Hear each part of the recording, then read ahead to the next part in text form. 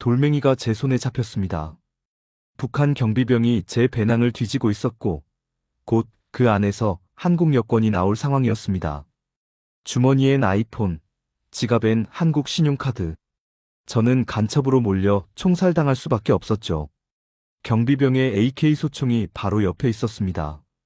제 심장은 터질 듯이 뛰었고 손은 떨렸습니다. 하지만 저는 그 돌을 들어 올렸습니다. 살기 위해서. 아니, 살아서 어머니를 만나기 위해서. 여러분 믿기시나요? 2년 전 목숨 걸고 탈북해서 한국에 정착한 제가 다시 북한으로 돌아갔다는 걸. 그것도 한국 여권 들고, 아이폰 들고, 대한민국 국민 신분으로 북한 땅을 밟았습니다.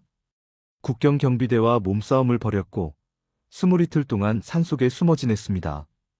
어머니 집 근처엔 보위부가 잠복해 있었고 저를 찾는 수색망이 온 마을을 뒤덮었습니다. 미친 짓이죠. 자유를 얻었는데 왜 다시 지옥으로? 서울에서 편하게 살면 되는데 왜?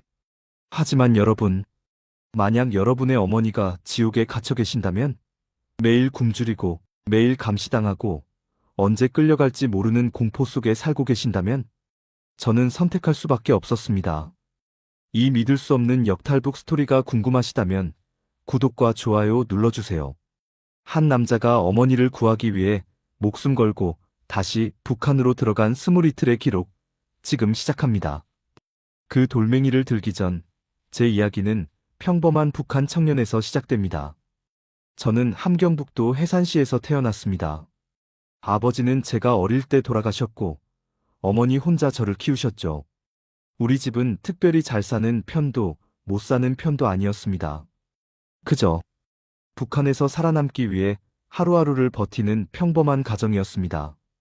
매일 아침 6시 확성기에서 흘러나오는 혁명가요로 눈을 떴습니다. 학교에선 김일성 주석님의 어록을 외웠고 방과 후엔 생활총화 시간에 자아 비판을 했습니다. 저는 오늘 수업 중에 졸았습니다. 위대하신 장군님의 말씀을 듣는 신성한 시간에 불경을 저질렀습니다. 이게 제 일상이었습니다. 당시 저는 의심하지 않았습니다. 이게 당연한 거라고 생각했죠. 배급이 끊긴 지 오래됐지만 그래도 우리는 세계에서 가장 훌륭한 사회주의 국가에 살고 있다고 믿었습니다. 미국과 남조선 괴뢰들이 우리를 괴롭히고 있고 그래서 우리가 힘들게 사는 거라고요. 하지만 20살이 되던 해 작은 균열이 생기기 시작했습니다. 장마당에서 몰래 중국 드라마를 보게 됐거든요. 친구 집에 모여 불을 끄고 담요로 창문을 가리고 숨죽이며 봤습니다. 걸리면 정치범 수용 소행이었으니까요. 그런데 그 드라마 속 평범한 중국 사람들의 집이 너무 컸습니다. 냉장고가 있었고 TV가 있었고 쌀밥을 먹고 있었습니다. 우리보다 훨씬 잘 사는 것처럼 보였죠. 저건 다 거짓이야. 선전물이라고. 저는 스스로를 설득했습니다. 하지만 의문은 커져만 갔습니다. 그리고 그해 겨울, 저는 평생 잊을 수 없는 장면을 목격했습니다. 장마당 근처였습니다. 한 중년 여성이 쓰러져 있었고 사람들은 그냥 지나쳤습니다. 저도 지나치려 했습니다. 익숙한 풍경이었으니까요. 굶어 죽는 사람들을 본 게 한두 번이 아니었으니까요. 그런데 그 여성의 손을 어린아이가 잡고 울고 있었습니다. 엄마, 엄마 일어나. 그 아이는 대여섯 살쯤 돼 보였습니다. 뼈만 앙상하게 남은 작은 손으로 어머니를 흔들고 있었죠. 하지만 그 어머니는 이미 차가워져 있었습니다. 그날 밤, 저는 잠을 이룰 수 없었습니다. 이게 정말 우리가 세계에서 가장 행복한 나라인가? 왜 아이들이 굶어 죽어야 하는가? 왜 어머니들이 길거리에서 죽어가는가? 그때부터였습니다. 제가 이 나라를, 이 체제를 의심하기 시작한 건. 하지만 이런 생각을 하는 것만으로도 목숨이 위험했습니다. 가족까지 연좌제로 끌려갈 수 있었죠. 그래서 저는 입을 다물었습니다. 하지만 제 마음속 작은 균열은 이미 돌이킬 수 없을 만큼 벌어지고 있었습니다. 그 아이의 울음소리는 제 머릿속에서 떠나지 않았습니다. 하지만 제가 진짜 각성한 건 그로부터 석 달 후였습니다. 어머니가 장마당에서 중국산 쌀을 몰래 팔다가 보위부에 걸렸습니다. 단속반이 들이닥쳤고 어머니는 그 자리에서 끌려가셨죠. 저는 미친 듯이 뒤따라갔지만 보이부 건물 앞에서 막혔습니다. 들어가면 너도 끝이야. 주변 사람들이 저를 말렸습니다. 이틀 후 어머니는 풀려나셨습니다. 하지만 돌아온 어머니의 모습은 차마 말로 표현할 수 없었습니다. 얼굴은 멍투성이었고 한쪽 눈은 제대로 뜨지도 못하셨습니다. 미녀가 괜찮다. 엄마 괜찮아? 어머니는 웃으려 하셨지만 그 입가에서 피가 흘렀습니다. 그날 밤 저는 어머니가 잠드신 후 밖으로 나왔습니다. 주먹으로 나무를 때렸습니다. 손에서 피가 나도록 때리고 또 때렸습니다. 이게 뭐가 잘못됐다는 거야? 중국 쌀 팔아서 먹고 살려고 한 게 죄야? 분노와 무력감이 저를 짓눌렀습니다. 그리고 그때 제 인생을 바꿀 사람을 만났습니다. 친구 성진이었습니다.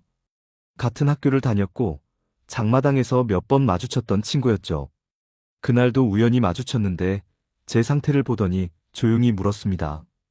미녀가 너 여기서 평생 이렇게 살 거야? 저는 대답하지 못했습니다. 성진이가 작게 속삭였습니다. 나 다음 달에 넘어간다. 중국으로. 심장이 멎는 줄 알았습니다. 탈북. 그건 생각만 해도 죽음을 각오해야 하는 일이었습니다. 잡히면 정치범 수용소, 최악의 경우 공개 처형이었죠. 미쳤어? 걸리면 어떡하려고? 그럼 여기 남아서 천천히 죽는 게 나아? 미녀가 너도 봤잖아. 이 나라엔 미래가 없어. 성진이의 눈은 확신에 차 있었습니다. 중국에 브로커가 있어. 돈만 좀 있으면 압록강 건널 수 있어. 거기서 한국까지 갈 수 있다고. 한국. 학교에서 배운 건 미제의 식민지 남조선이었습니다. 우리보다 못 살고 미군들에게 짓밟히는 불쌍한 땅이라고요. 하지만 제가 몰래 본 그 드라마들, 그 풍요로운 모습들이 진짜라면? 그날 밤 저는 결정을 내렸습니다. 어머니를 깨웠습니다. 떨리는 목소리로 말씀드렸죠. 엄마, 저 여기서 나가고 싶어요. 중국으로, 그리고 한국으로 가고 싶어요. 어머니는 한참을 우셨습니다. 그리고는 제 손을 꽉 잡으셨습니다. 미녀가 엄마는 너 혼자라도 살았으면 좋겠다. 여기선 미래가 없어. 가거라. 엄마 걱정은 하지 말고. 엄마도 같이 가요. 안 돼. 엄마가 같이 가면 넘다가 둘 다 죽어. 너라도 살아야 해. 나중에 네가 잘 살게 되면 그때 엄마 데리러 와. 어머니는 벽장 깊숙한 곳에서 돈을 꺼내셨습니다. 평생 모은 돈이었습니다. 이걸로 브로커한테 주고 꼭 살아서 가거라. 저는 그날 처음으로 어머니 앞에서 펑펑 울었습니다. 23살의 나이에 저는 생사를 건 선택을 했습니다. 살기 위해 죽음을 무릅쓰기로 한 것입니다. 석 달 후 저는 성진이와 함께 압록강을 향해 떠났습니다. 2021년 3월 저는 성진이와 함께 압록강을 건넜습니다. 새벽 2시 달도 없는 캄캄한 밤이었습니다. 브로커가 신호를 보냈고 우리는 얼음처럼 차가운 물속으로 뛰어들었습니다. 3월의 압록강은 뼈를 애는 듯 차갑고 물살은 생각보다 거셌습니다. 조용히, 소리내지 마. 브로커의 목소리가 어둠 속에서 들렸습니다. 저 멀리 북한 초소에서 손전등 불빛이 움직였습니다. 경비병들이 순찰 중이었죠. 우리는 숨을 죽이고 물속에 잠겼습니다. 차가운 물이 입 안으로 들어왔지만 소리조차 낼 수 없었습니다. 걸리면 죽습니다. 총에 맞거나 잡혀가 처형당하거나 10분이 100년처럼 느껴졌습니다. 마침내 브로커가 신호를 보냈고 우리는 미친 듯이 헤엄쳤습니다. 중국 땅이 점점 가까워졌습니다. 그리고 제 발이 땅에 닿았습니다. 중국이었습니다. 북한이 아닌 다른 나라. 처음으로 북한 땅을 벗어난 순간이었습니다. 하지만 자유를 얻었다는 안도감은 잠깐이었습니다. 중국에서의 삶은 새로운 지옥이었으니까요. 우리는 신분이 없었습니다. 탈북자라는 게 들키면 바로 북한으로 송환됩니다. 그래서 낮에는 숨어 지냈고 밤에만 움직였습니다. 브로커의 집 지하실에서 3개월을 숨어 지냈습니다. 그 3개월 동안 돈을 더 모았습니다. 한국까지 가려면 추가 비용이 필요했거든요. 불법 노동을 하며 하루에 서너 시간만 자며 돈을 모았습니다. 그리고 마침내 태국으로 가는 길이 열렸습니다. 중국에서 라오스를 거쳐 태국까지 버스와 트럭을 번갈아 타며 이동했습니다. 검문에 걸릴 때마다 가슴이 터질 것 같았습니다. 하지만 브로커가 돈을 쥐어주면 대부분 눈 감아줬습니다. 석 달 만에 태국 난민 수용소에 도착했습니다. 그리고 거기서 한국 대사관 직원을 만났습니다. 대한민국에 오신 것을 환영합니다. 그 말을 들었을 때 저는 그 자리에서 주저앉아 울었습니다. 2021년 7월, 저는 인천공항에 도착했습니다. 비행기에서 내려 한국 땅을 밟았을 때 믿을 수 없었습니다. 제가 정말 자유의 나라에 온 걸까? 이게 꿈은 아닐까? 하나원에서 석 달간 교육을 받았습니다. 한국 사회 적응 교육, 한국어 교육, 직업 훈련. 모든 게 신기했습니다. 마음껏 말할 수 있고, 마음껏 먹을 수 있고, 아무도 제 생각을 검열하지 않았습니다. 그리고 2021년 11월, 드디어 서울에 제 집을 얻었습니다. 작은 원룸이었지만, 그건 제 인생 최초의 내 집이었습니다. 냉장고가 있었고, 온수가 나왔고, 인터넷이 됐습니다. 밤에 불을 켜도 아무도 뭐라 하지 않았습니다. 저는 핸드폰 매장에서 일을 시작했습니다. 한국 사람들은 친절했습니다. 제가 북한에서 왔다고 하면 신기해하고 응원해줬습니다. 2년이 흘렀습니다. 저는 한국 생활에 적응했습니다. 친구도 생겼고 돈도 모았습니다. 매일 아침 눈을 뜨면 감사했습니다. 아, 내가 정말 자유로운 나라에 살고 있구나. 하지만 하나 잊을 수 없는 게 있었습니다. 밤마다 꿈에 어머니가 나타났습니다. 북한에 홀로 남겨진 어머니. 엄마 데리러 올게요라고 약속했던 그 말. 저는 중국 브로커에게 연락했습니다. 어머니를 모셔올 수 있을까요? 브로커는 가능하다고 했습니다. 하지만 어머니는 오시려 하지 않았습니다. 그리고 2023년 5월 브로커에게서 급한 연락이 왔습니다. 어머니가 위험합니다. 보이부가 눈독을 들이고 있어요. 빨리 결정하세요. 그 순간 저는 알았습니다. 이제 선택해야 한다는 것을. 어머니를 포기할 것인가 아니면 어머니가 위험합니다. 브로커의 그 말이 제 인생을 다시 한번 바꿨습니다. 2023년 5월 18일, 저는 중국행 비행기에 올랐습니다. 주변 사람들은 모두 말렸습니다. 미쳤어? 한국 사람이 북한에 들어가면 그게 뭔지 알아? 간첩이야, 간첩. 잡히면 총살이야. 국가보안법 위반이야. 최소 3년에서 5년 징역이라고. 브로커한테 돈 더 주고 어머니만 모셔와. 왜 네가 직접 가려고 해? 다 맞는 말이었습니다. 저는 이제 대한민국 국민이었습니다. 통일부 승인 없이 북한에 가는 건 명백한 법 위반이었죠. 게다가 한국 여권 들고 북한에 잠입하다 걸리면 간첩으로 몰려 직결 처형입니다. 하지만 저는 갈 수밖에 없었습니다. 브로커가 말했습니다. 어머니가 이번엔 안 넘어오신대요. 계속 거부하세요. 아들 기다린다고. 제가 떠날 때 어머니가 하신 말씀이 떠올랐습니다. 네가 잘 살게 되면 그때 엄마 데리러 와. 저는 약속했습니다. 반드시 데리러 오겠다고. 그래서 갔습니다. 한국 여권을 주머니에 넣고 아이폰을 비닐에 싸서 품에 감추고 중국 연길로 향했습니다. 연길에서 브로커를 만났습니다. 제 계획을 설명하자 그는 고개를 저었습니다. 안 됩니다. 너무 위험해요. 당신 한국 사람이잖아요. 걸리면 저도 끝장이에요. 돈 더 드릴게요. 제발 도와주세요. 결국 브로커는 승낙했습니다. 하지만 조건이 있었습니다. 들어가서 이틀만 계세요. 어머니 설득하고 바로 나오는 거예요. 국경 경비대 군인 매수해 놨으니 이틀 후에 다시 그 자리로 나오세요. 2023년 5월 20일 저녁 7시. 저는 압록강 앞에 섰습니다. 2년 전 이곳을 건너 자유를 얻었습니다. 그런데 지금 다시 반대편으로 건너려 하고 있습니다. 미친 짓이었습니다.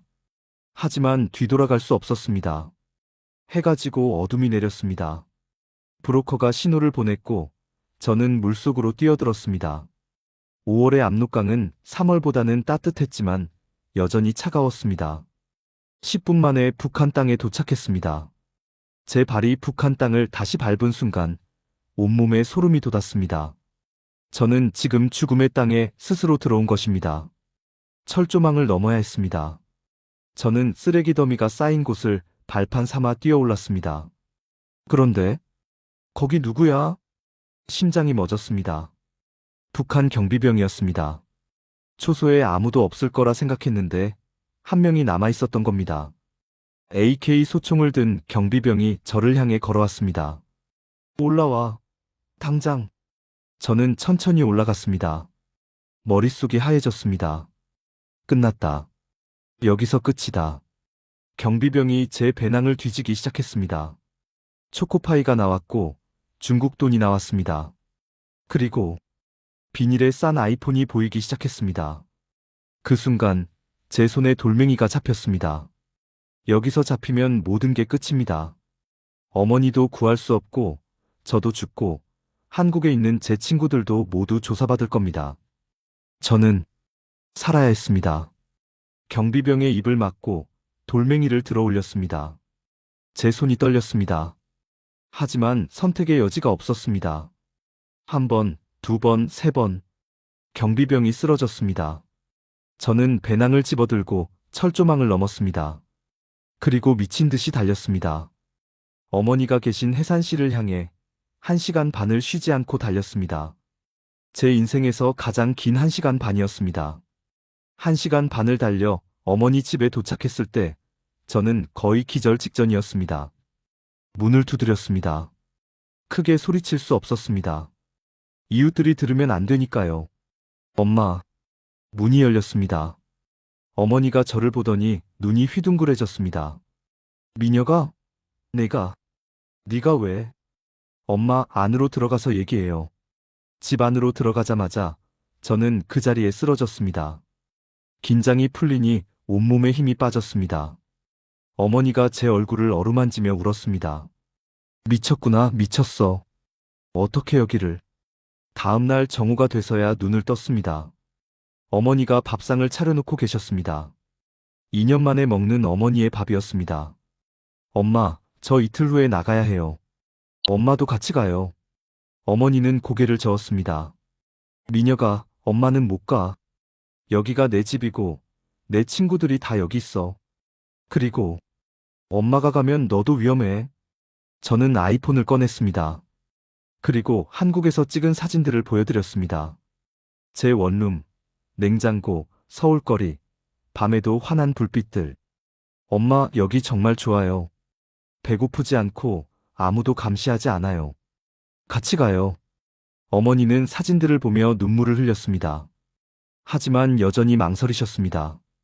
그 이틀은 금방 지나갔습니다. 5월 22일, 약속된 날이었습니다. 브로커가 국경경비대 군인을 매수해 놨으니 오늘 넘어가기만 하면 됐습니다. 하지만 국경에 도착했을 때 상황이 달라져 있었습니다. 오늘은 안 됩니다. 순번이 바뀌었어요. 경비병의 순번이 바뀌었다는 겁니다. 브로커가 매수한 군인이 오늘 근무가 아니라는 거죠. 저는 어머니를 먼저 집으로 보내고 친척 집에 숨었습니다. 뭔가 느낌이 이상했습니다. 그리고 그날 밤, 깍! 어머니의 비명소리가 들렸습니다. 보이부가 우리 집을 급습한 겁니다. 저는 창문으로 봤습니다. 손전등 불빛들이 어머니 집을 에워쌌습니다. 나중에 안 사실이지만 제가 북한에 있을 때 실수를 했습니다. 중국에서 한국 친구에게 전화를 한 적이 있었는데 그 통화가 무려 13분이나 됐습니다. 북한 지역에서 그렇게 긴 통화는 바로 추적당합니다. 보이부는 이미 알고 있었습니다. 탈북자가 다시 들어왔다는 것을. 어머니는 체포됐습니다. 하지만 현명하게도 이렇게 말씀하셨다고 합니다. 탈북한 아들이 전화해서 국경까지 갔지만 조국을 배신할 수 없어서 돌아왔습니다. 보이부는 어머니를 풀어줬습니다. 하지만 저를 찾는 수색은 계속됐습니다. 저는 어머니의 친척에게 연락해 산속 농막으로 숨었습니다. 감자밭을 지키는 허름한 오두막이었죠. 거기서 열흘을 더 숨었습니다. 낮에는 나무 밑에 숨어 있고 밤에만 움직였습니다. 어머니가 밥을 날라다 주셨고 새벽에 몰래 내려가 씻기도 했습니다. 아이폰은 중국 로밍이 됐습니다. 산 위에선 중국 통신망이 잡혔거든요. 태양광 보조 배터리로 충전하며 브로커와 연락을 유지했습니다. 6월 8일에 다시 시도합니다. 그때까지 숨어 계세요. 20이틀째 되는 날이었습니다. 국경 특별경계가 해제됐다는 소식이 왔습니다.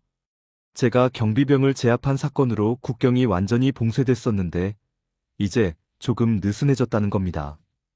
6월 8일, 저는 다시 어머니와 함께 국경으로 향했습니다. 이번엔 반드시 성공해야 했습니다. 더 이상 여기 있을 수 없었으니까요. 어머니도 마침내 마음을 정하셨습니다. 미녀가 가자. 엄마도 자유롭게 살고 싶다. 그 말을 들었을 때 저는 모든 게 보상받는 기분이었습니다. 하지만 우리가 국경에 도착하기 직전 또다시 위기가 찾아왔습니다. 6월 8일 저녁 저는 어머니와 함께 압록강을 향해 걸었습니다. 22일 만에 처음으로 제대로 씻고 깨끗한 옷을 입었습니다. 어머니도 긴장한 표정이었지만 눈빛만은 확고했습니다. 미녀가 엄마 믿어. 우리 꼭 살아서 건너간다. 국경에 도착했습니다. 브로커가 매수한 경비병이 신호를 보냈습니다. 하지만 그 순간 모든 것이 틀어졌습니다. 어머니, 먼저 가세요. 저는 뒤에서 따라갈게요. 저는 어머니와 몇 발자국 떨어져서 걸었습니다. 뭔가 불안한 느낌이 들었거든요. 그리고 제 예감은 맞았습니다. 어머니가 집에 들어가신 직후 보이부가 집을 급습했습니다. 그들은 이미 알고 있었던 겁니다. 우리가 오늘 탈출한다는 것을. 저는 친척 집으로 몸을 숨겼습니다. 하지만 보이부는 친척 집까지 수색하러 왔습니다. 이 집도 수색하겠습니다. 저는 뒷문으로 뛰쳐나갔습니다. 담을 넘어 산으로 달렸습니다. 신발도 제대로 신지 못한 채로 말이죠. 그날 밤 산에 숨어 있는데 어머니의 비명소리가 들렸습니다. 보이부가 어머니를 산 아래로 끌고 와서 때리고 있었습니다. 저를 불러내기 위해서였죠. 아들아, 나와. 엄마는 괜찮으니까 너라도 살아. 어머니는 일부러 큰 소리로 외치셨습니다. 저한테 도망가라고. 저는 돌멩이를 집어들었습니다. 내려가서 어머니를 때리는 놈들을 죽이고 싶었습니다. 하지만 내려가면 모든 게 끝입니다. 그날 밤이 제 인생에서 가장 길었습니다. 다음 날 친척을 통해 소식을 들었습니다. 어머니가 풀려났다고. 그리고 보이부가 다른 지역으로 이동했다고. 저는 즉시 결정했습니다. 어머니와 함께 못 나가면 저라도 먼저 나가겠다고. 그날 밤 저는 처음 넘어왔던 그 자리로 다시 갔습니다. 철조망 앞에 섰을 때 높이가 생각보다 높았습니다. 그리고 아래는 뾰족한 돌들이 가득했습니다. 뛰어내렸다가 다리라도 다치면 끝이야. 하지만 선택의 여지가 없었습니다. 눈을 감고 뛰어내렸습니다. 팔이 찢어지는 느낌이었지만 다리는 무사했습니다. 저는 바로 일어나 압록강으로 뛰어들었습니다. 물이 차가웠지만 이번엔 두렵지 않았습니다. 저 건너편엔 자유가 있으니까요. 중국 땅에 도착했을 때 저는 그 자리에 주저앉아 울었습니다. 죄송해요, 엄마. 혼자만 살아서 죄송해요. 하지만 울고 있을 시간이 없었습니다. 저는 숨겨뒀던 핸드폰을 꺼내 브로커에게 전화했습니다. 어머니를 빼내주세요. 제발요. 브로커는 일주일 후에 가능하다고 했습니다. 저는 중국 변경 도시에 숨어서 일주일을 기다렸습니다. 그리고 마침내 6월 15일 브로커에게서 연락이 왔습니다. 어머니 무사히 건너셨습니다. 눈물이 쏟아졌습니다. 저는 비행기를 타고 한국으로 돌아왔습니다. 2023년 6월 16일 인천공항에 도착했을 때 경찰이 기다리고 있었습니다. 한국 친구가 제가 북한에 갔다고 신고했던 겁니다. 제 걱정해서요. 김민혁 씨 맞으십니까? 국가보안법 위반 혐의로 체포하겠습니다. 저는 순순히 따라갔습니다. 각오했던 일이었으니까요. 5개월간 조사받았습니다. 10개월 미결수로 수감됐습니다. 하지만 재판부는 제 사정을 이해해줬습니다. 남북교류협력법 위반으로 징역 6개월, 집행유예 2년을 선고합니다. 석방되는 날 교도소 앞에서 어머니가 기다리고 계셨습니다. 국정원이 어머니를 태국에서 한국으로 모셔왔던 겁니다. 엄마, 미녀가. 저는 어머니를 껴안고 한없이 울었습니다. 지옥을 2번 왔다 갔지만 마침내 우리는 자유를 얻었습니다. 지금은 2025년입니다. 저는 서울에서 어머니와 함께 살고 있습니다. 작은 투룸이지만 우리에겐 천국 같은 곳입니다. 매일 아침 저는 여전히 꿈인지 현실인지 확인합니다. 핸드폰을 만지고 창문을 열어 서울 거리를 봅니다. 그리고 중얼거립니다. 진짜구나. 내가 정말 자유롭게 살고 있구나. 어머니는 이제 한국 생활에 적응하셨습니다. 처음엔 마트에서 물건이 너무 많아 울기도 하셨고 수돗물에서 따뜻한 물이 나온다고 신기해하셨습니다. 냉장고를 열 때마다 이게 다 우리 거야? 라고 물으시곤 했죠. 지금은 동네 한국어 교실에 다니시며 새로운 친구들도 사귀셨습니다. 같은 탈북민 어머니들이죠. 미녀가 엄마 참 행복하다. 네가 나 데리러 와줘서. 어머니가 그렇게 말씀하실 때마다 저는 가슴이 뭉클합니다. 20이틀간 북한에 숨어 있을 때, 10개월 동안 교도소에 있을 때 모든 게 힘들었지만 후회는 없습니다. 어머니와 함께 자유를 누리고 있으니까요. 저는 지금도 핸드폰 매장에서 일합니다. 손님들에게 스마트폰 사용법을 알려주고 요금제를 상담해드리죠. 평범한 일상입니다. 하지만 이 평범함이 얼마나 소중한지 압니다. 북한에선 매일이 생존의 전쟁이었습니다. 무엇을 먹을지, 어떻게 살아남을지, 누가 나를 감시하는지, 잘못 말했다간 정치범 수용소에 끌려갈까봐 두려워했습니다. 하지만 여기선 아무도 제 생각을 검열하지 않습니다. 제가 무슨 말을 하든, 무슨 생각을 하든, 누구를 만나든, 어디를 가든 자유입니다. 이 자유가 얼마나 소중한지 북한에서 태어나지 않았다면 알 수 없을 겁니다. 여러분께 묻고 싶습니다. 오늘 아침 마음 편히 잠에서 깨어났습니까? 원하는 음식을 먹었습니까? 하고 싶은 말을 자유롭게 했습니까? 그게 당연하다고 생각하신다면 그건 축복입니다. 북한에는 지금도 2,500만 명의 사람들이 살고 있습니다. 그들은 자유가 무엇인지 모릅니다. 태어나서 한 번도 자유를 경험해보지 못한 사람들입니다. 제 어머니도 그랬습니다. 60평생을 북한에서 살면서 자유가 무엇인지 몰랐습니다. 하지만 지금은 압니다. 미녀가 자유가 이런 거구나. 두렵지 않아도 되는 거구나. 어머니의 그 말이 저는 가슴에 남아 있습니다. 저는 운이 좋았습니다. 2번의 탈북을 모두 성공했고 어머니도 무사히 모셔왔습니다. 하지만 수많은 탈북민들이 중국에서 탈출 과정에서 송환되어 수용소에서 목숨을 잃습니다. 저는 그들을 잊지 않습니다. 그리고 여전히 북한에 남아있는 분들도 잊지 않습니다. 언젠가 통일이 되는 날이 오길 바랍니다. 북한의 모든 사람들이 자유를 누리는 날이 오길. 어머니가 가족 걱정 없이 편히 사는 날이 오길. 아이들이 굶어 죽지 않는 날이 오길. 그날까지 저는 제 이야기를 계속 전하겠습니다. 자유가 얼마나 소중한지, 우리가 얼마나 감사해야 하는지, 그리고 북한에 남아있는 분들이 잊혀지지 않도록. 제 이름은 김민혁입니다. 저는 2번의 탈북을 한 남자입니다. 그리고 지금 자유롭게 숨쉬고 있습니다. 여러분도 오늘 하루 이 자유에 감사하며 사셨으면 좋겠습니다. 시청해주셔서 감사합니다. 엄마가 숨을 안 쉬어요. 태풍이 휘몰아치는 동해 한밤중 파도가 배를 덮칠 때마다 바닷물이 입으로 쏟아져 들어왔습니다. 5살 아들이 비명을 질렀습니다.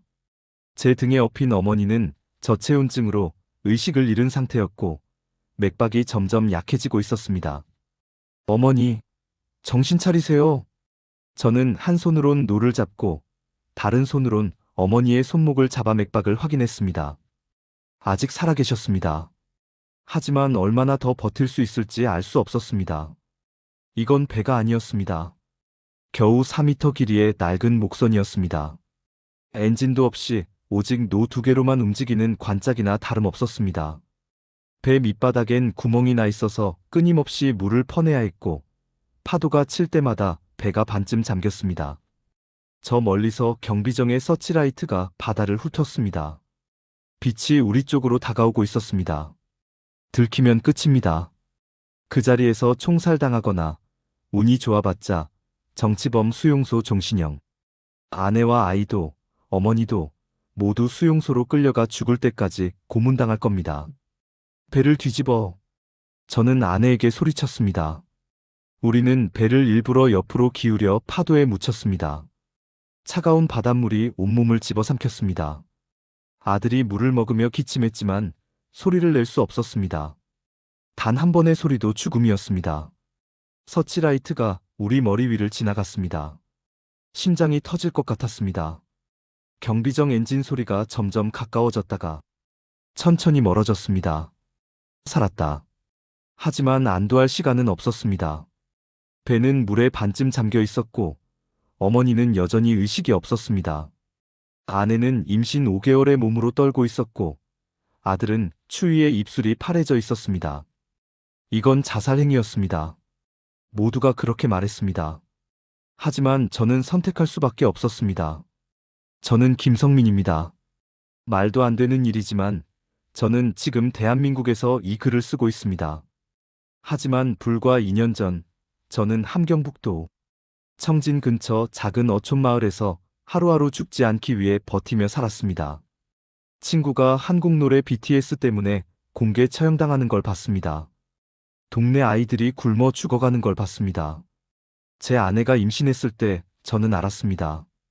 이 아이를 이 지옥에서 키울 순 없다고. 그래서 저는 결정했습니다. 살아서 한국에 가거나 바다에서 죽거나 둘 중 하나.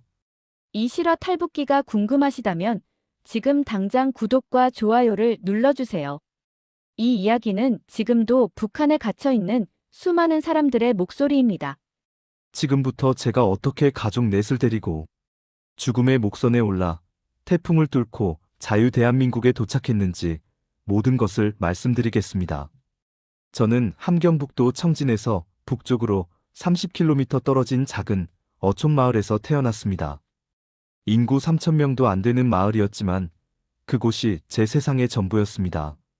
어릴 적 기억은 배고픔입니다.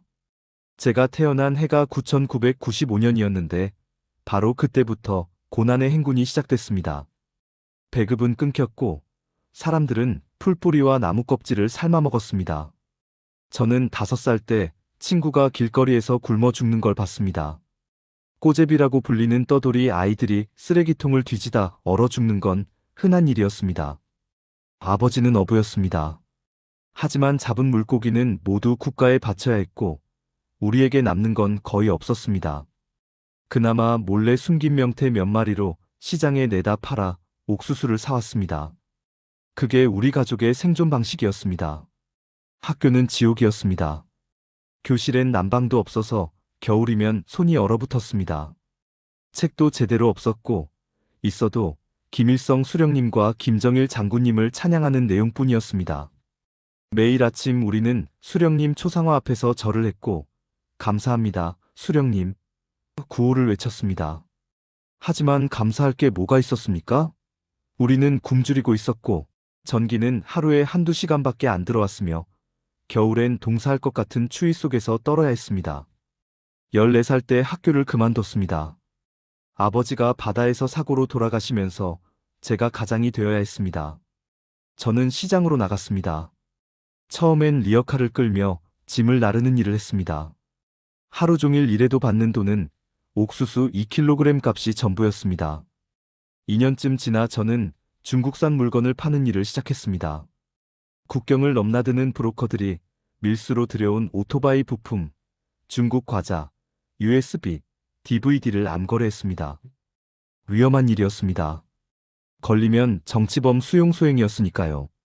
하지만 그게 돈이 되는 유일한 방법이었습니다. 보이부 요원들한테 매달 뇌물을 줘야 했습니다. 중국산 담배 2보루, 술 1병. 그게 제 안전을 보장하는 대가였습니다. 그들도 알고 있었습니다. 자기네도 먹고 살려면 우리 같은 장마당 상인들이 필요하다는 걸. 24살에 제 아내를 만났습니다. 그녀도 시장에서 중국 옷을 팔고 있었습니다. 우리는 서로의 눈빛만 봐도 알 수 있었습니다. 이렇게 사는 게 정상이 아니다라는 걸. 결혼은 간소했습니다. 친척 몇 명만 부르고 옥수수술 한 병으로 축배를 들었습니다. 신혼집은 10평도 안 되는 단칸방이었고 겨울엔 방바닥에서 입김이 나올 정도로 추웠습니다. 하지만 밤마다 우리는 작은 희망을 품었습니다. 아버지가 남겨주신 작은 비밀이 있었거든요. 불법 DVD 플레이어와 한국 드라마 디스크들. 창문을 두꺼운 이불로 가리고 문을 3번 잠그고 볼륨을 최소로 낮춘 채 우리는 한국 드라마를 봤습니다. 별에서 온 그대, 도깨비, 태양의 후예. 화면 속 사람들은 우리와 같은 말을 쓰는데 완전히 다른 세상에 살고 있었습니다. 깨끗한 옷, 밝은 거리, 자유롭게 웃는 얼굴들. 누구도 굶주리지 않았고 말하고 싶은 걸 마음껏 말했습니다. 저기가 진짜 우리나라 남쪽인가?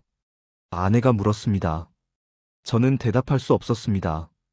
같은 조선민족인데 어떻게 이렇게 다를 수 있을까? 우리는 왜 이렇게 살아야 하는 걸까? 그 의문은 작은 씨앗처럼 제 마음속에 자리 잡았습니다. 하지만 그 생각을 입 밖으로 꺼낼 순 없었습니다. 체제를 의심하는 것 자체가 반역이었으니까요. 저는 그저 하루하루 버텼습니다. 시장에서 물건을 팔고 뇌물을 주고 굶지 않을 만큼만 벌고 잡히지 않을 만큼만 조심하며 그렇게 2019년까지 살았습니다. 하지만 2020년 코로나가 터지면서 모든 게 무너지기 시작했습니다. 2020년 1월 국경이 완전히 봉쇄됐습니다. 코로나 바이러스 차단을 위해 중국과의 모든 왕래를 금지한다.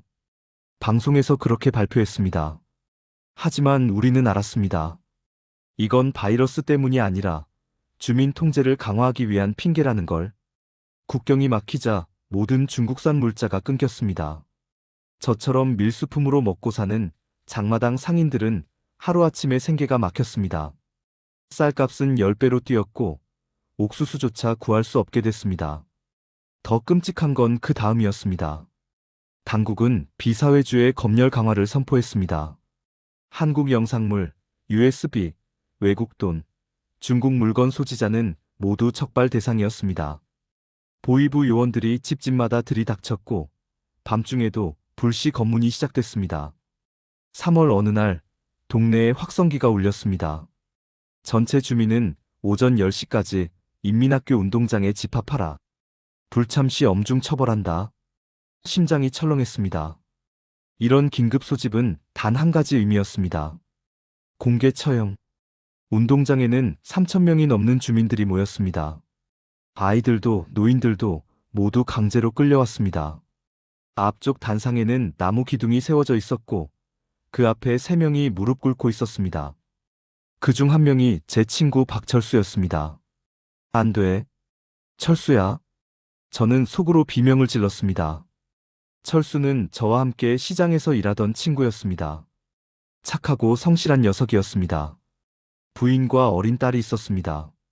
보이부 요원이 확성기를 들고 죄목을 낭독했습니다. 반동 사상 문화 전파죄.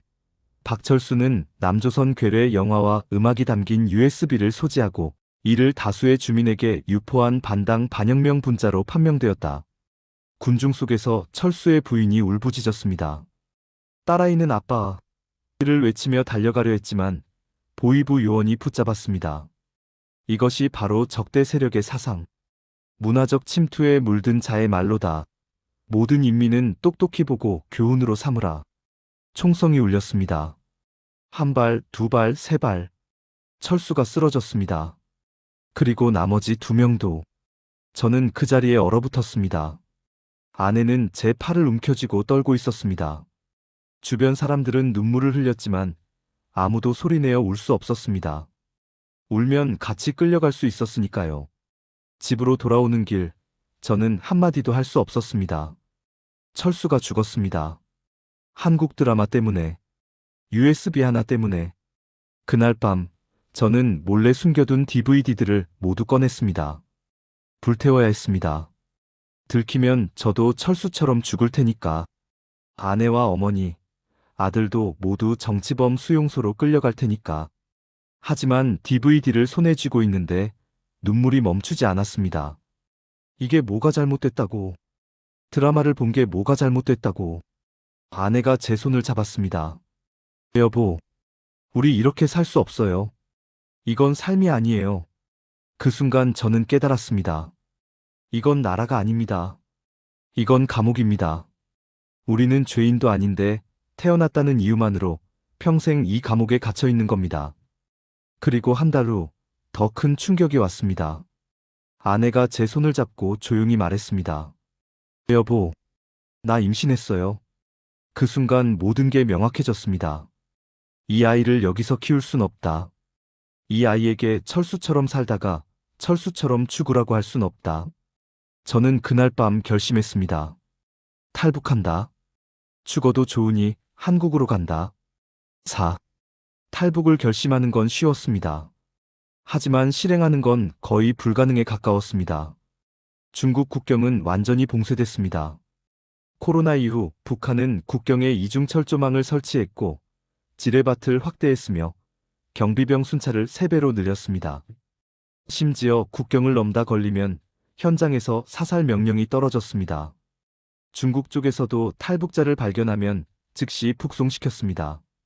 육로는 막혔습니다. 그럼 바다밖에 없었습니다. 저는 어부의 아들이었습니다. 바다를 알았습니다. 하지만 바다로 탈북한다는 건 자살행위나 다름없었습니다. 북한 동해안은 해상 경비가 삼엄했고 남쪽까지는 최소 200km가 넘었습니다. 게다가 제게는 배도 없었습니다. 하지만 제 동생 성철이가 있었습니다. 성철이는 작은 어선을 한 척 가지고 있었습니다. 겨우 4m 길이의 낡은 목선이었지만 그게 우리의 유일한 희망이었습니다. 어느 날 밤 저는 성철이를 만났습니다. 술 한 병을 놓고 조심스럽게 말을 꺼냈습니다. 성철아, 남쪽으로 가고 싶다. 성철이는 술잔을 든 손이 떨렸습니다. 한참을 침묵하더니 고개를 끄덕였습니다. 형님, 저도 생각해봤습니다. 이렇게는 못 살겠습니다. 우리는 그날부터 비밀리에 계획을 세우기 시작했습니다. 첫 번째 문제는 배였습니다. 성철이의 배는 등록되어 있었고 출항할 때마다 보고해야 했습니다. 무단으로 배를 빼돌리면 즉시 추적당합니다. 하지만 성철이에게 묘안이 있었습니다. 그는 수산사업소에 뇌물을 주고 엔진 고장으로 수리 중이라는 허위 보고를 올렸습니다. 일주일간 배를 합법적으로 숨길 수 있게 된 겁니다. 두 번째 문제는 타이밍이었습니다. 해상 경비가 가장 약한 때를 찾아야 했습니다. 저는 매일 밤 바닷가에 나가 경비정의 순찰 패턴을 관찰했습니다. 그리고 발견했습니다. 태풍이 오는 날엔 경비정이 항구로 들어온다는 걸. 태풍이 왔을 때 출발한다. 위험했습니다. 태풍 속에서 4m 목선으로 200km를 항해한다는 건 거의 자살이나 마찬가지였습니다. 하지만 그게 유일한 방법이었습니다. 세 번째 문제는 가족이었습니다. 어머니는 완강히 반대하셨습니다. 미쳤냐? 그 작은 배로 태풍을 뚫고 남쪽까지 간다고? 다 죽는다. 어머니, 여기 있으면 어차피 죽습니다. 차라리 바다에서 죽는 게 낫습니다. 그럼 나는 두고 가거라. 늙은이 하나 때문에 너희까지 죽을 순 없다. 하지만 저는 어머니를 두고 갈 수 없었습니다. 제가 탈북하면 어머니는 연좌제로 수용소에 끌려갈 겁니다. 결국 사흘을 설득한 끝에 어머니는 마지못해 동의하셨습니다. 아내는 임신 5개월이었습니다. 배가 불러 있었고 몸 상태도 좋지 않았습니다. 여보, 당신과 아들만 먼저 가요. 나는 나중에. 안 돼. 우리는 함께 가거나 함께 죽는 거야. 네 번째 문제는 아버지였습니다. 정확히는 아버지의 유골이었습니다. 아버지는 돌아가시기 전 유언을 남기셨습니다. 자유로운 땅에 묻어달라고. 저는 아버지의 유골함을 몰래 지하에 숨겨뒀습니다. 그걸 함께 가져가야 했습니다. 2020년 8월 기상청이 태풍 예보를 발표했습니다. 초강력 태풍 바비가 동해로 북상 중이라고. 성철이가 전화했습니다. 형님, 지금입니다. 저는 집에 있던 모든 현금을 챙겼습니다. 북한 돈으로 500만 원, 중국 돈으로 1000위안. 전 재산이었습니다. 식량은 옥수수밥 덩어리 10개와 물 2리터. 그날 밤, 저는 5살 아들에게 진정제를 먹였습니다. 배에서 울면 안 됐으니까요. 아내와 어머니는 검은 비닐로 몸을 감쌌습니다. 저는 아버지의 유골함을 배낭에 넣었습니다. 밤 11시, 우리는 지뢰밭이 있는 해안선을 조심스럽게 통과했습니다. 성철이가 안전한 길을 알고 있었습니다. 한 발 한 발 죽음의 길을 걸었습니다. 배가 보였습니다. 너무나 작았습니다. 이 배로 살 수 있을까? 하지만 돌아갈 곳은 없었습니다. 탑니다. 지금 2020년 8월 27일 밤 11시 30분 태풍 바비가 동해안을 강타하기 시작했습니다. 바람이 미친 듯이 불어댔고 파도가 방파제를 넘어 쏟아졌습니다. 하늘은 검은 구름으로 뒤덮였고 번개가 바다를 찢었습니다. 지금입니다, 형님. 성철이가 소리쳤습니다. 우리는 배에 올랐습니다. 어머니, 아내, 아들, 저, 그리고 성철이. 5명이 겨우 4미터 목선에 몸을 실었습니다. 배는 무게를 못 이겨 물에 깊이 잠겼습니다. 출발한다. 성철이가 노를 저었고 저도 반대편 노를 잡았습니다. 엔진은 없었습니다. 소리가 나면 즉시 들키니까요. 오직 우리 팔의 힘으로만 이 배를 움직여야 했습니다. 해안을 벗어나자마자 파도가 배를 덮쳤습니다. 물이 배 안으로 쏟아져 들어왔습니다. 물 퍼내. 빨리. 아내가 플라스틱 바가지로 필사적으로 물을 퍼냈습니다. 하지만 퍼내는 속도보다 들어오는 속도가 더 빨랐습니다. 10분이 지났을 때 저 멀리서 불빛이 보였습니다. 경비정이다. 심장이 멈추는 줄 알았습니다. 해상 경비정의 서치라이트가 바다를 훑고 있었습니다. 태풍에도 순찰을 나온 겁니다. 모두 엎드려. 배를 뒤집는다. 우리는 배를 일부러 한쪽으로 기울였습니다. 파도가 배를 덮쳤고 우리는 물속에 잠겼습니다. 차가운 바닷물이 코와 입으로 들어왔습니다.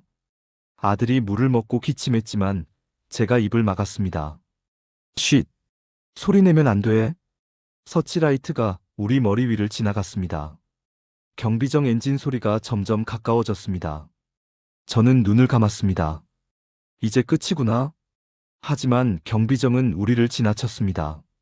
태풍에 뒤집힌 쓰레기배로 착각했던 걸까요? 엔진 소리가 멀어졌습니다. 살았다. 하지만 기뻐할 시간이 없었습니다. 배는 물에 반쯤 잠겨 있었고 어머니는 추위에 떨고 계셨습니다. 어머니, 정신 차리세요. 저는 어머니를 제 등에 업었습니다. 어머니의 몸이 얼음장처럼 차가웠습니다. 입술이 파래져 있었습니다. 저체온증이었습니다. 형님, 계속 가야 합니다. 성철이가 노를 저었고 저도 다시 노를 잡았습니다. 팔이 끊어질 것 같았습니다. 하지만 멈출 수 없었습니다. 멈추면 죽는 겁니다. 1시간, 2시간, 3시간. 시간이 얼마나 지났는지 알 수 없었습니다. 파도는 끊임없이 배를 덮쳤고 우리는 계속 물을 퍼냈습니다. 제 손에서 피가 났습니다. 노를 너무 세게 쥐어서 손바닥이 찢어진 겁니다. 형님, 더는 못하겠습니다. 성철이가 쓰러졌습니다. 탈진이었습니다. 이제 저 혼자 노를 저어야 했습니다. 성철아, 일어나. 죽으면 안 돼. 하지만 성철이는 대답하지 않았습니다. 아내가 성철이의 맥을 짚어봤습니다. 살아있어요. 하지만 의식이 없어요. 새벽 4시쯤 아들이 깨어났습니다. 진정제 효과가 떨어진 겁니다. 아빠, 무서워요.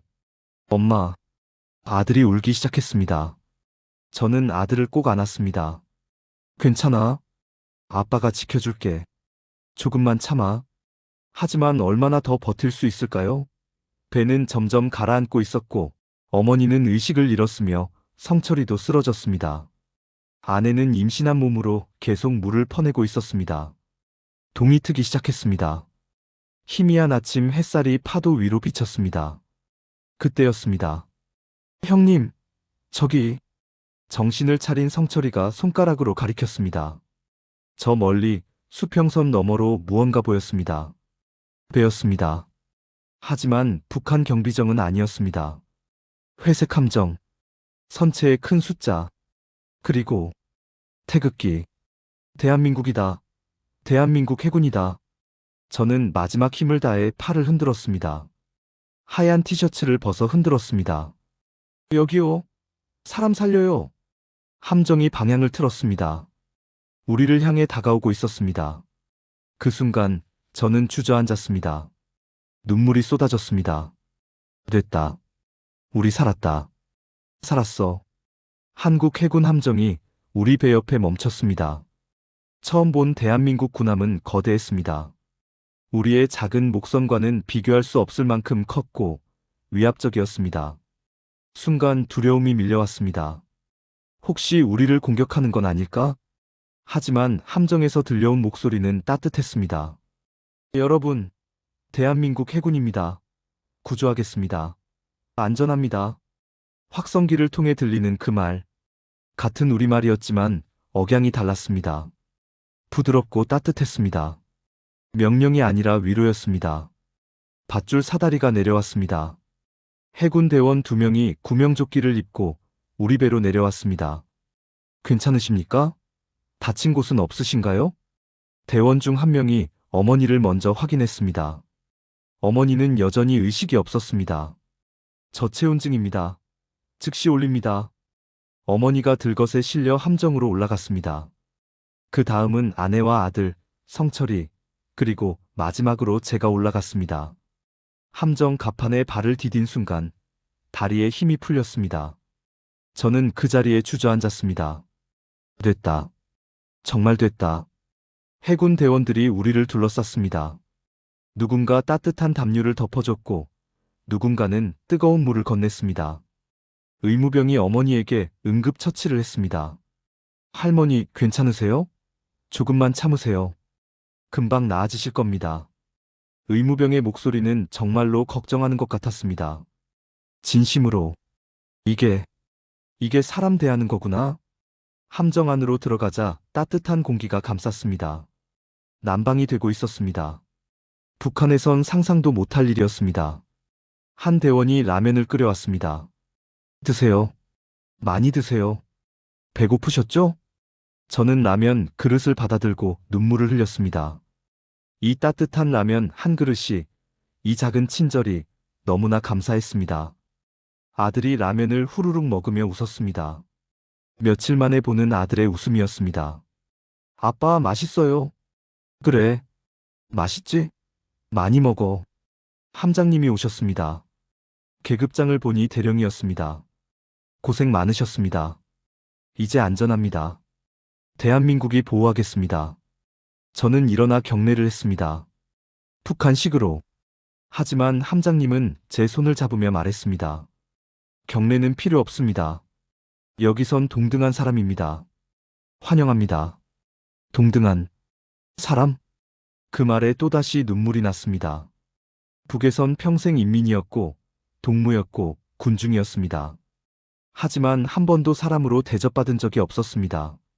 성철이가 조심스럽게 물었습니다. 우리 조사받아야 하나요? 감옥에 가나요? 함장님이 고개를 저었습니다.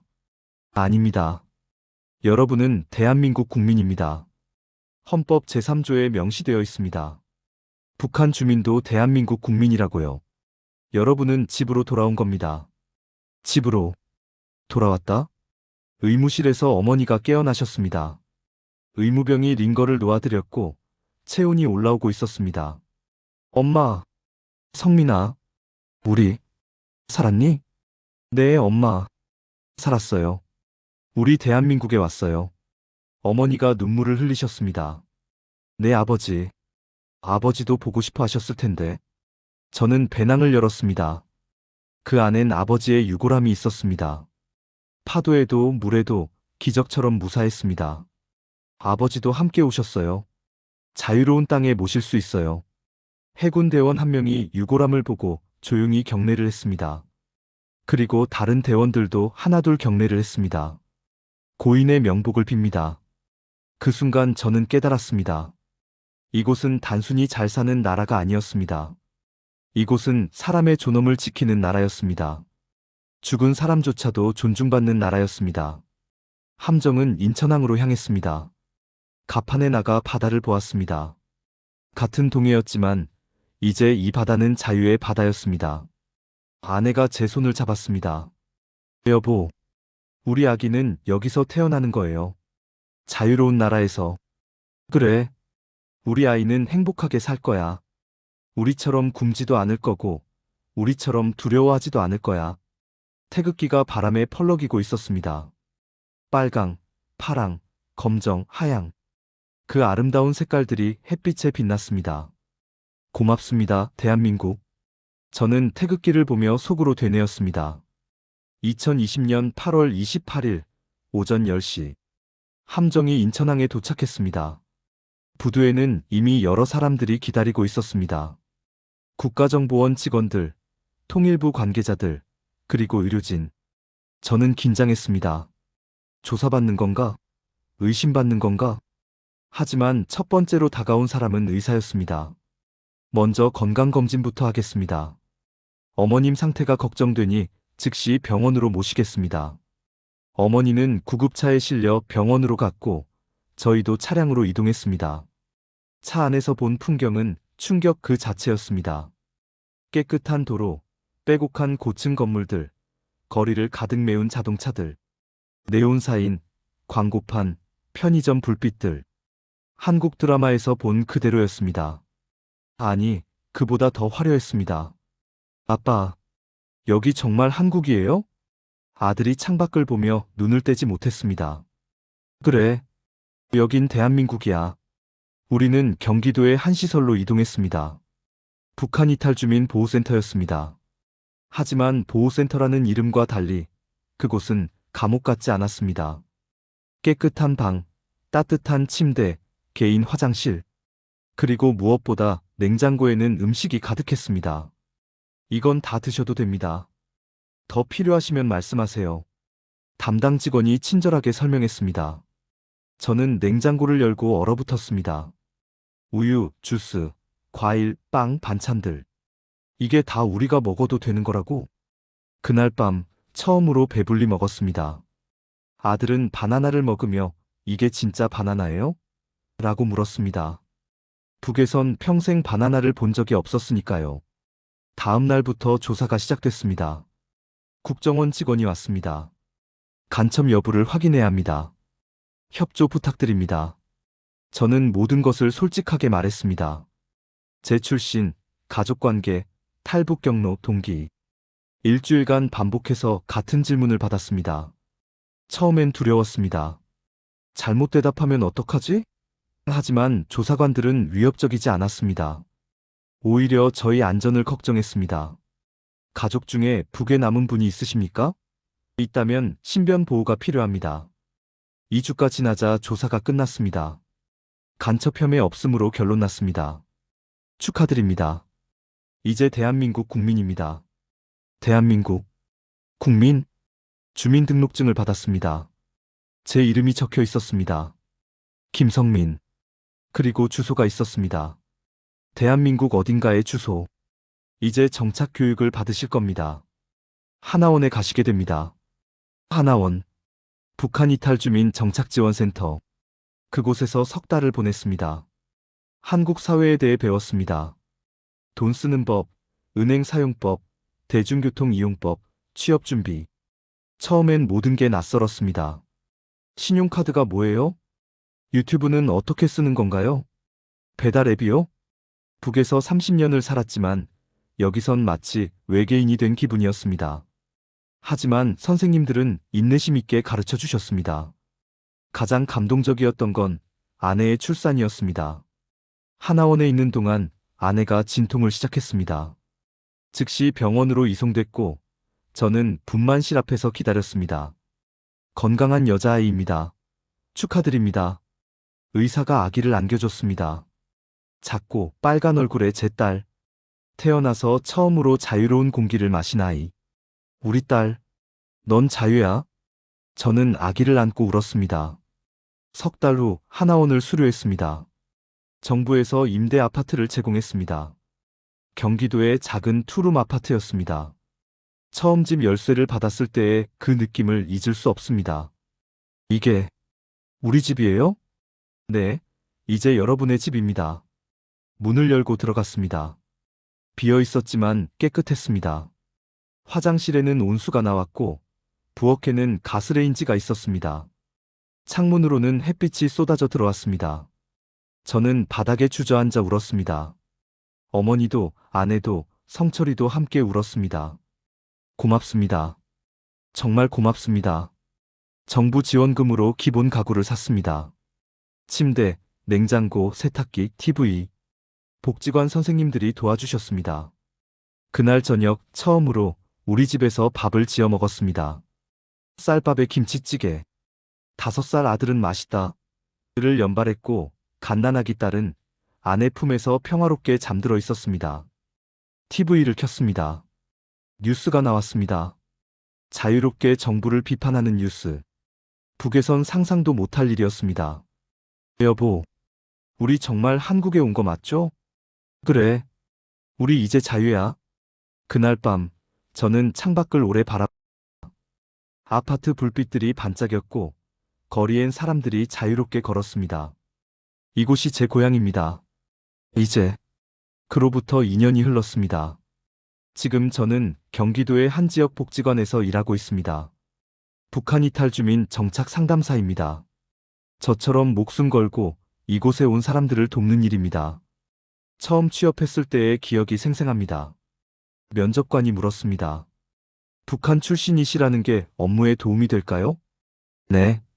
저는 그들이 겪는 두려움을 압니다. 제가 그 길을 걸어왔으니까요. 그렇게 일을 시작했습니다. 월급은 많지 않지만 이 일은 제게 의미가 있습니다. 매일 복지관에 오는 탈북민들을 보면서 저는 제 과거를 봅니다. 얼마 전엔 19살 청년을 상담했습니다. 혼자 두만강을 건너 중국을 거쳐온 아이였습니다. 형님, 저 여기 적응할 수 있을까요? 너무 다른 세상이에요. 할 수 있어. 나도 했으니까. 시간이 필요할 뿐이야. 저는 그 아이 손을 잡아줬습니다. 따뜻하게. 아내는 지금 한국어 교육 수업을 듣고 있습니다. 남한 사투리를 배우고 표준어를 익히고 있습니다. 취업을 준비 중입니다. 여보, 나도 일하고 싶어요. 우리 아이들 미래를 위해서요. 아내는 강합니다. 임신한 몸으로 태풍을 뚫고 바다를 건넌 여자입니다. 무엇이든 해낼 수 있을 겁니다. 5살이던 아들은 이제 7살이 됐습니다. 초등학교 1학년입니다. 처음 학교 가는 날, 저는 아들 손을 잡고 교문까지 함께 걸었습니다. 아빠, 학교 무섭지 않아요? 안 무서워. 여긴 북한이 아니야. 여긴 자유롭게 배우고 자유롭게 꿈꿀 수 있는 곳이야. 아들은 이제 한국 친구들과 어울려 놉니다. 한국 억양으로 말하고 한국 아이들처럼 웃습니다. 가끔 물어봅니다. 아빠, 북한이 뭐예요? 저는 대답합니다. 아빠가 태어난 곳이야. 하지만 넌 거기서 태어나지 않았어. 넌 여기 자유로운 대한민국에서 태어났단다. 딸은 이제 2돌이 됐습니다. 뛰어다니며 아빠를 외칩니다. 이 아이는 배고픔이 무엇인지 모릅니다. 공포가 무엇인지 모릅니다. 감시가 무엇인지 모릅니다. 그게 제가 원했던 전부입니다. 어머니는 적응이 힘드셨습니다. 70평생을 북에서 사신 분이 새로운 세상에 적응하는 건 쉽지 않았습니다. 하지만 요즘은 매일 아침 동네 공원을 산책하십니다. 성민아, 여기 공기는 참 좋구나. 마음껏 숨 쉴 수 있어. 동생 성철이는 지금 중국집 배달 일을 하고 있습니다. 오토바이 면허를 땄고 열심히 일합니다. 형님, 제가 돈 모아서 치킨집 차릴 겁니다. 한국에선 꿈을 꿀 수 있잖아요. 그렇습니다. 여기선 꿈을 꿀 수 있습니다. 지난달 저는 아버지의 유고를 국민묘지 근처 작은 공원묘지에 모셨습니다. 바다가 보이는 곳이었습니다. 아버지, 약속 지켰습니다. 자유로운 땅에 모셨습니다. 묘비에는 이렇게 적었습니다. 자유를 꿈꾼 사람, 여기 잠들다. 며칠 전 복지관에 유럽 인권단체 관계자가 방문했습니다. 그들은 제 이야기를 듣고 말했습니다. 당신의 이야기는 한국이 얼마나 위대한 나라인지 보여주는 증거입니다. 저는 고개를 끄덕였습니다. 저는 운이 좋았습니다. 하지만 아직도 북에는 2,500만 명이 제가 겪었던 지옥 속에 살고 있습니다. 가끔 SNS로 탈북을 준비 중인 사람들의 메시지를 받습니다. 형님, 저도 갈 수 있을까요? 무섭습니다. 저는 답장합니다. 두려워하지 마세요. 대한민국은 당신을 기다리고 있습니다. 여기는 희망이 있는 곳입니다. 오늘 저녁 가족들과 함께 저녁을 먹었습니다. 삼겹살을 구워 먹었습니다. 북에선 평생 먹어보지 못한 음식이었습니다. 아빠, 이거 맛있어요. 그래, 많이 먹어. 식사 후 거실에 앉아 뉴스를 봤습니다. 정치인들이 서로 논쟁하고 있었습니다. 북에선 상상도 못할 장면이었습니다. 아내가 말했습니다. 여보, 우리 정말 행복하네요. 그래, 우리 정말 행복해. 창밖으로 서울의 야경이 보였습니다. 수많은 불빛들이 반짝였습니다. 그 불빛 하나하나가 자유였고, 희망이었고, 꿈이었습니다. 저는 이 이야기를 나눕니다. 왜냐하면 사람들이 알아야 하니까요. 자유는 공짜가 아닙니다. 누군가는 목숨을 걸고 얻어야 했습니다. 하지만 그 어떤 대가를 치러도 자유는 그만한 가치가 있습니다. 그리고 대한민국은 그 자유를 지켜주는 나라입니다. 저는 오늘도 태극기가 펄럭이는 이 땅에 감사합니다. 여기까지가 제 이야기입니다. 이 이야기가 한 사람이라도 더 자유의 소중함을 깨닫게 한다면 그것으로 충분합니다. 구독과 좋아요는 이 이야기를 더 많은 사람에게 전하는 힘이 됩니다. 그리고 여러분이 누리는 자유를 오늘 한 번 더 감사히 생각해 주세요. 감사합니다.